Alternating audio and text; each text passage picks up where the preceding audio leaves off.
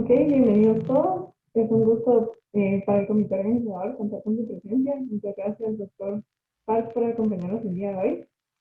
En este momento tendremos la ponencia acerca del impacto socioeconómico de la biotecnología en América Latina, gobernabilidad, regulaciones y políticas. em, International Food Policy Research Institute. Nos acompaña el doctor José Benjamin Spal desde Estados Unidos. Él es agrónomo graduado en la Escuela Agrícola Panamericana de la Universidad de Zamorano, en Honduras. Completó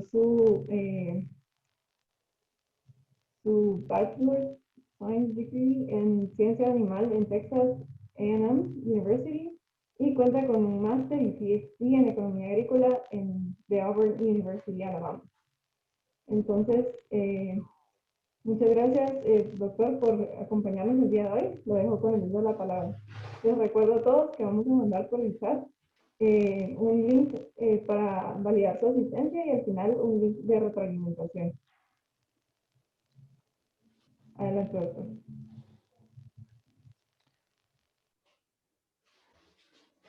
Ok, bueno, muchísimas gracias a todos por la invitación al Comité Interinstitucional de Biotecnología de Guatemala, a la Universidad del Valle y a todos los organizadores del evento por haberme invitado en esta ocasión. Voy a hablar un poquito, tal como lo dijo Lourdes, acerca del impacto socioeconómico de las biotecnologías agrícolas. Y es algo que lo añadí de última hora, pero creo que voy a referirme a las biotecnologías agrícolas, sino a las aplicaciones en medicina y en el área industrial. Y me voy a enfocar al aspecto de gobernabilidad, regulaciones y políticas, con obviamente un enfoque en el área económica. Voy a hablar un poquito de las realidades del sistema global de alimentos, de la importancia y el contexto de la innovación biotecnológica agrícola, de las nuevas técnicas biotecnológicas, especialmente la edición genética, y por supuesto el contexto de la gobernabilidad, las regulaciones, las políticas y el aspecto económico de estas tecnologías. Y voy a concluir con algunas observaciones.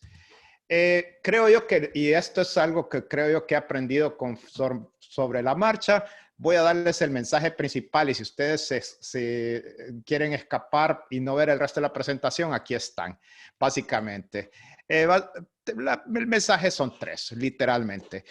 Primero, que hay un potencial real de la biotecnología en beneficiar a la sociedad, pero este beneficio está en cierta forma atado al contexto y a los obstáculos regulatorios, políticos, legales que limitan estos beneficios. Y en cierta forma, si esto continúa, vamos a ver que los flujos de innovación van a decrecer y va a llegar un punto en que no vamos a poder atender las necesidades de la sociedad humana en cuanto a innovación en el futuro. Y esto es algo importante. Tenemos confrontar dos cosas que han venido a complicar el contexto y es de que los rendimientos agrícolas y la productividad han comenzado a declinar y eso es algo preocupante y estos declives en los rendimientos y en la productividad no sabemos hasta qué punto, pero sí hay indicios iniciales de que el impacto del COVID-19 va a tener un impacto negativo y o acelerar algunos cambios que se habían comenzado a dar en el pasado y que van a ser mucho más rápidos en cierta forma. Quiero darles un poquito de idea acerca de qué es lo que me importa a mí como persona. Pues obviamente están trabajando para un organismo internacional de investigación agrícola. Me importa la educación, la salud, la comida nutritiva, el medio ambiente, la biodiversidad, pero también la ciencia, tecnología y la innovación, la libertad de operar y de escoger y por supuesto el bienestar de mi país Honduras y de su gente y por supuesto de todas las personas en los países en vías de desarrollo. Aquí cuando estamos hablando estamos hablando en realidad de un sistema global de alimentos nuevo y en evolución, donde tenemos un sistema mucho más complejo. Ya no es un sistema donde con aumentar la producción o la productividad o los rendimientos, tal como lo querramos ver, con eso bastaba. No, ahora estamos hablando de un sistema que tiene que atender necesidades económicas, necesidades ambientales, necesidades sociales, necesidades de gobernabilidad y diferentes aspectos de las necesidades humanas y atender las necesidades humanas. Esa es la parte importante de este slide. Y en este caso estamos viendo desde una dicotomía en cierta forma, desde un sistema de agricultura que es bastante de subsistencia, hasta estamos hablando de un sistema ultramoderno, donde estamos hablando de drones, estamos hablando de inteligencia artificial, de aplicaciones de precisión, etcétera, coexistiendo en muchos casos en diferentes países. Y si bien es cierto, la situación ha mejorado sustancialmente con respecto a hace, digamos, unos 40, 50 años, aún así tenemos bolsones de inseguridad alimentaria y inseguridad alimentaria en el tiempo. Entonces tenemos que entender y comenzar a atender estas necesidades, particularmente en el caso de África, el sur de Asia, donde se concentra la mayor cantidad de pobres, pero eso no significa que en América Latina no existen. Y eso es algo que es un mito que tenemos que comenzar a romper como latinoamericanos. ¿Cuál es el reto que enfrentamos? Y esta es una publicación de la FAO del 2009 y creo yo que no ha cambiado mucho el mensaje. Básicamente, si estamos hablando de alimentar 9 a 10 mil millones de personas al 2050, África va a tener que incrementar su producción 300%, América Latina 80%, aún Estados Unidos un 30%. Y el serio problema que tenemos es que ya no estamos hablando de aumentar solo rendimientos, y esto no lo vamos a hacer como se había hecho mayormente en el pasado, expandiendo la frontera agrícola. Al revés, vamos a tener que comenzar a pensar cómo vamos a reducir esa frontera agrícola, porque hemos entrado a áreas donde definitivamente la biodiversidad es importante y son sistemas ecológicos bastante frágiles que no deben estar en producción agrícola en este momento. Y este es algo que es un reto bastante grande. Obviamente que esto está ligado a la innovación tecnológica. Estos incrementos en productividad han mejorado y han sido la base del crecimiento agrícola global, pero el problema es que ha sido muy heterogéneo. Eso indica de que la productividad total ha aumentado con el paso del tiempo, pero hay ciertos bolsones particularmente, de nuevo, y esto está relacionado con seguridad alimentaria, con la situación en África, el sur de Asia y algunos de ciertos sectores en América Latina. Ahora, definitivamente, y esto no es una realidad que ha cambiado, más bien se ha intensificado en ciertos aspectos. El sistema global de alimentos es muy vulnerable y continúa siendo vulnerable a largo plazo y particularmente ahora a shocks a corto plazo. Ya estamos hablando de cambio climático, conflictos persistentes, restricciones de agua, insumos, crecimiento poblacional, etcétera. Entonces, eso quiere decir de que necesitamos un sistema global de alimentos que tome un papel más proactivo en el desarrollo económico y social de las naciones. Ahora, el sistema ha respondido con inversiones en investigación y desarrollo en el pasado y no hay un déficit de ideas novedosas. Hay más bien un superávit, si podemos hablarlo así. Y eso es, gracias a Dios, que está pasando porque tenemos de dónde escoger en cierta forma. Pero dentro de esto tenemos que entender de que esto no es, y definitivamente no quiero dar la impresión de que esto es una respuesta, es una bala mágica, una bala de plata que va a eliminar los problemas de inseguridad. No, esto es algo que va a responder a problemas específicos y que deben ser vistos dentro de un complejo, dentro de un sistema que es complejo. Y entonces desde ese punto, pero sabemos al mismo tiempo de que sí tienen cierta efectividad. O sea, y este caso es una modelación, los resultados de una modelación de un modelo que se llama Impacto en el IFPRI, donde yo trabajo, en el cual se considera el impacto del cambio climático en la agricultura con respecto a una línea base. Y esto al mismo tiempo lo que nos indica es de que hay ciertas tecnologías que pueden proporcionar cierta capacidad de mitigar cambio climático y al mismo tiempo, inclusive en algunos casos, mejorar el rendimiento en estos lados, en ciertos lados. De nuevo, no quiero dar la impresión de que aumentar la productividad y el rendimiento es la única opción. De nuevo, es parte de un portafolio que involucra desde impulsar la economía, la agricultura circular, cambios en la dieta y en la nutrición, mejorar la eficiencia de las cadenas de valor, mitigar el cambio climático y la reducción del desperdicio en particular, que eso nos puede ayudar mucho en agilizar el sistema global de alimentos. Vamos a entrar un poquito más en detalle acerca de qué es lo que estamos hablando en esta conferencia, que es biotecnología, y voy a tratar tres temas principales. Los cultivos que han proporcionado, biotecnológicos que han proporcionado beneficios a productores y consumidores, una discusión acerca de la variedad amplia de técnicas y el futuro de las nuevas biotecnologías avanzadas y de hecho, si vamos a hacernos la pregunta si van a enfrentar la misma suerte que versiones anteriores o técnicas anteriores que han sido usadas en el pasado. quiero comenzar por una definición, y esta es una traducción libre del reporte de la Academia Nacional de Ciencias, Ingeniería y Medicina. Fue publicado en 2016. Yo fui parte del comité que elaboró este reporte y fui el líder de del capítulo económico y social de este reporte.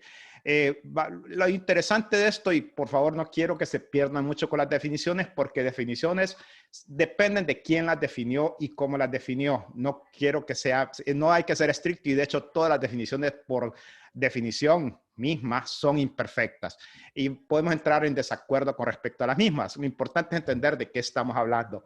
Pero en esta presentación en particular vamos a tratar dos temas principales que van a ser las experiencias que hemos tenido con lo que se denominó modificación genética, que está asociado con organismos y cultivos que son regulados. En el caso de los transgénicos, estamos hablando particularmente de transgénicos y cisgénicos y otras diferentes técnicas, y las técnicas del futuro nuevo de la biotecnología, que es la edición genética o genómica. Y esas son las dos, una distinción que tenemos que hacer, pero todos están bajo la sombría de lo que se llama biotecnología y algunas aplicaciones que se llaman ingeniería genética. Y eso es algo que creo que tenemos que tener en mente. De hecho, y solo para mostrarles un poquito la diversidad en cuanto a las definiciones, podemos pensar también en algunas de estas técnicas como insumos dentro de un proceso que al final de cuentas se traduce en técnicas cada vez aún más precisas con el paso del tiempo. Desde una selección convencional hecha por los productores hace cantidad más de 10.000 años, hasta las técnicas modernas de edición genética que van a contribuir a ese proceso de mejoramiento de cultivos en plantas, animales, insectos y microorganismos. Esto no está limitado a plantas solamente. Cuando hablamos particularmente de los organismos genéticamente mejorados, de nuevo son entes que podemos llamarlos que son regulados en muchos casos. Estamos hablando de nuevo de transgénicos, cisgénicos y otros tipos de técnicas reguladas.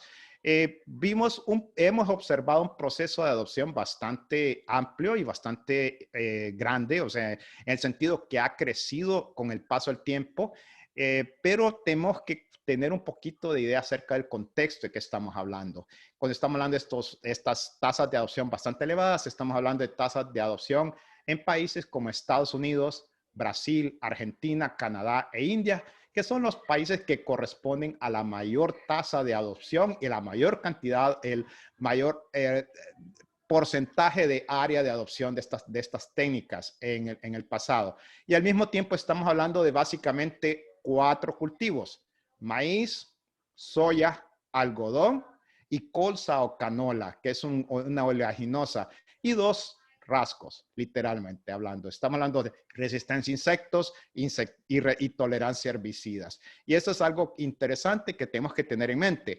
Pero al mismo tiempo, este paisaje está cambiando. Y eso es algo que tenemos que entender un poquito. Inclusive en un reporte publicado por Parisi en el 2016 en Nature Biotechnology, ya comenzó a documentar este proceso donde se observa una cantidad mayor de cultivos y una cantidad grande de eventos dentro de estos cultivos, y que se han en cierta forma duplicado en el periodo del 2008 al 2014, pero y al mismo tiempo se está multiplicando porque la posibilidad de apilar o de introducir varios rasgos dentro de estos cultivos se ha aumentado, y en algunos casos estamos hablando de 5, 6, 7 rasgos que pueden ser introducidos, digamos, a maíz o a soya. Y esto complica un poco el comercio exterior, porque recordemos que estamos enfrentando una situación donde hay lo que se llama asincronías regulatorias. Básicamente son diferencias en la forma en que los diferentes países aprueban estas tecnologías. Entonces tenemos un país que posiblemente aprobó una tecnología, o grupo de países que aprobó una tecnología, y otros países que no la han aprobado. Y si hay comercio exterior, entonces estamos hablando de que este país que no lo ha aprobado puede en cierta forma rechazar esos envíos de estos productos, y eso introduce una serie de problemas dentro del sistema de comercio exterior. Es más, y solo para darles una idea, hay 112 eventos, y esto es hasta el 2018, que es el último año que está actualizado este banco de datos. Habían 112 eventos en cultivos hortícolas, en hortalizas, y ese es un cambio bastante interesante. Pero en cierta forma, estos eventos van a ser, yo creo que es no vamos a observar mayor crecimiento en esto porque todos los investigadores o una buena parte de los investigadores se van a estar mudando, se van a mudar a las técnicas nuevas de edición genética y esto es las transformaciones modificadas genéticamente van a ser básicamente dedicadas a pues asuntos específicos y cosas que posiblemente no sean resolvibles bajo las técnicas de edición genética. Ahora, vamos a entrar un poquito más en detalle, aún más en detalle, acerca de los beneficios mismos para productores y los consumidores. Y para comenzar, voy a darles un resumen o compartir con ustedes un resumen. Este es un reporte que hicimos hace un poco más de 10 años, pero las conclusiones mismas no han cambiado. Y literalmente lo sé por el reporte de la Academia Nacional de Ciencias y por otros diferentes metaanálisis a los cuales voy a presentar algunos. Revisamos en ese momento en la historia, revisamos 187 estudios publicados en revistas con revisión por pares y en todos estos los cultivos tienen un desempeño en promedio mejor que las contrapartes convencionales, pero observamos una gran variabilidad en cuanto a los rendimientos económicos de estas tecnologías. Necesitamos al final del día ser conservadores en cuanto a generalizaciones y por lo tanto necesitamos más investigación. Y esto es algo que solo para darles un ejemplo de algunos de los estudios que fueron contemplados dentro de este es un estudio que hice con mis colegas Greg Traxler y Salvador Godoy Ávila y Luis Espinosa Arellano en México. Y esto fue uno de los primeros estudios que se hizo del algodón resistente a insectos en México, donde observamos resultados bastante interesantes en los cuales observamos una variación en el rendimiento económico de estas tecnologías de un año con respecto al otro. Y esto está atado, el rendimiento económico está atado a la presión de insectos que existe en ese momento, en esa campaña. Y eso tiene que ver literalmente con el raciocinio, el observado de que el valor económico está atado a la presión de insectos porque el valor del rasgo está atado al nivel de daño que puede evitar esa tecnología. Porque al final del día, cuando estamos hablando de resistencia a insectos, no estamos hablando de un rasgo que va a aumentar el rendimiento, sino que va a reducir el daño. Y eso es importante. Entonces, por eso observamos estas diferentes, esas fluctuaciones en el rendimiento. Estos resultados no son para nada extraordinarios ni extraños. De hecho, en un estudio anterior que había hecho en Estados Unidos y otros estudios que se hicieron colegas en Sudáfrica y en otras tecnologías y en otros cultivos, se observa esa distribución y es el compartir los beneficios entre productores y los desarrolladores de esta tecnología. Y eso es algo importante. Otro ejemplo es el del maíz con la resistencia a insectos y tolerancia a herbicidas en Honduras. Este fue un estudio que realizamos con gente del Zamorano, con profesores del Zamorano. Hicimos 2 rondas de encuestas en el país y al final del día concluimos que los beneficios económicos son positivos, pero capturados por los adoptantes de la tecnología. Y este es otro aspecto, otro detalle que es importante también entender de estos estudios económicos. Normalmente estamos hablando de estudios comparativos entre los adoptantes de la tecnología y los no adoptantes. Por consiguiente, estamos hablando de la comparación entre un maíz genéticamente mejorado con un convencional.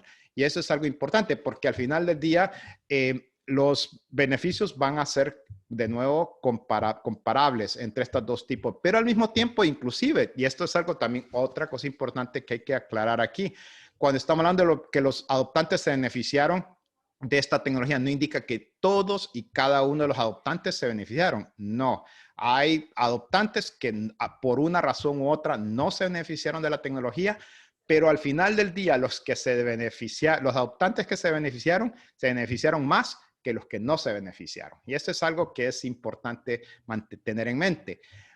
Evidentemente, y eso es parte de los resultados del estudio, el maíz genéticamente mejorado reduce el daño 29 a un 35%. Por consiguiente, el rendimiento es mayor en el maíz genéticamente mejorado comparado con el convencional, aunque tiene un coste de producción neto más alto. El precio de la semilla genéticamente mejorada es mayor, de hecho es el doble que la convencional, que el híbrido convencional, y estamos hablando de híbridos en este caso, aunque se obtiene un costo menor del uso de pesticidas. Todos estos resultados básicamente fueron verificados mediante técnicas estadísticas y es importante también, y es una lección particularmente para todos los países y todos los investigadores que están haciendo este tipo de investigaciones, especialmente las primeras etapas de este proceso. Y esto es de que al momento de que están en las primeras etapas de este proceso, es importante entender lo que se llama el sesgo estadístico y de muestreo en la adopción. Básicamente lo que estamos diciendo es que los adoptantes iniciales tienden a ser productores más grandes, con mayor educación y con acceso a más recursos, ya sea financieros o de insumos. Por consiguiente, si nosotros observamos una diferencia en el rendimiento entre un adoptante y un no adoptante en ese proceso inicial, podemos sobreestimar esos beneficios. Entonces, desde ese punto de vista es importante controlar por ese proceso de muestreo que, en otras palabras, estamos muestrando los mejores productores y le estamos, ya que son adoptantes, y atribuimos esa diferencia no al hecho de que sean mejores productores para comenzar, sino a la tecnología. Y eso es algo que tenemos que controlar. Idealmente, y en las aplicaciones nuevas que se están haciendo en este tipo de ensayos, estamos hablando de lo que se llaman ensayos controlados de campo al azar. Básicamente estamos hablando de experimentos para tratar de entender un poquito esas diferencias en adopción. El siguiente es un estudio que fue hecho por el ICA. Es un sumario de la experiencia con la soya genéticamente mejorada en la Argentina, Brasil, Bolivia y Paraguay. Es interesante que es una adopción masiva. Literalmente saltamos de 1.4 millones de hectáreas a 45 millones de hectáreas en un rango de un poquito más bueno, la fecha está equivocada. Aquí tengo que componer esa fecha. Pero la cuestión es que al final del día, la soya GM facilita el manejo del cultivo, proporciona un mejor control de malezas y menores costos de producción. Y esto se traduce en retornos económicos de alrededor de $5,000 millones en el 2012. Este es un estudio del Río en el 2012. Lo interesante de este estudio es de que el paquete tecnológico que acompaña esta tecnología, que en este caso incluye cero labranza o labranza mínima, modificaciones en el uso de pesticidas, de herbicidas, de riego en algunos casos, estos beneficios están asociados más a un organismo, a una soya genéticamente mejorada que a una convencional. Y este es algo importante. Y de hecho, en un estudio que hizo Eduardo Trigo en el 2016, estamos hablando de una cantidad impresionante de beneficios que se acumularon tanto en los productores como inclusive en el Estado, porque hay unos impuestos de exportación en la Argentina. Y esto es algo que tenemos que comenzar a cuantificar en los diferentes países. Estamos hablando de $126,000 millones a lo largo de estos 25 años de esta cantidad, desde 1996 al 2016. Sumariando estas experiencias económicas, de nuevo económicas y un poquito de impacto ambiental, como el caso de la Argentina y en el Cono Sur, los cultivos, y este es un metaanálisis que revisa diferentes publicaciones por Arrial, Riesgo y Rodríguez Cerezo. Los cultivos genéticamente mejorados tienen un desempeño mejor que las contrapartes convencionales en términos de agronómicos, en términos de rendimientos y en términos económicos medidos medidos mediante los márgenes brutos. Los cultivos tienden a tener un desempeño mejor en países en vías de desarrollo y el algodón BT es particularmente el cultivo más rentable. Y esto es un reflejo también, y mis disculpas por esto, el algodón BT tiende a ser el cultivo más rentable y esto es una consecuencia de que varios de estos estudios fueron hechos en la China, donde se estudió extensivamente el cultivo del algodón resistente a insectos. Estas mismas lecciones son también sumariadas en el reporte de la Academia Nacional de Ciencias que mencioné antes. Evidencia de que estos cultivos son seguros, de que son ambientalmente, que han tenido beneficios ambientales positivos, de que han probado su valor a muchos de estos productos, a muchos productores alrededor del mundo, pero que el contexto importa. Y más importante es la quinta conclusión quinta lección de este estudio, que es que la ingeniería genética y la biotecnología está cambiando radicalmente y las regulaciones tienen que ajustarse bajo este esquema. Y esto es lo que vamos a ver en este momento. Entonces tenemos que comenzar por ver y entender un poquito acerca de qué estamos hablando. Entonces, cuando estamos hablando de nuevas biotecnologías y estamos hablando de edición genética, Esta es una serie de técnicas que ofrecen ventajas múltiples y las hacen muy atractivas al sector público, particularmente a nivel global. Definitivamente, si estas tecnologías son reguladas como los cultivos genéticamente mejorados, van a enfrentar la misma suerte y no van a ser transferidos a todos los productores que quizás deseen esta tecnología y por consiguiente tenemos que concentrarnos en la gobernabilidad de estas tecnologías. Y aquí, cuando estoy hablando de gobernabilidad, estoy hablando de bioseguridad, de sistemas de semillas, de propiedad intelectual y diferentes aspectos de la toma de decisión. Entonces, cuando estamos hablando de edición genética, estamos hablando de diferentes técnicas, desde la transformación genómica nuclear, la transformación del plastoma, hasta las modificaciones epigenéticas.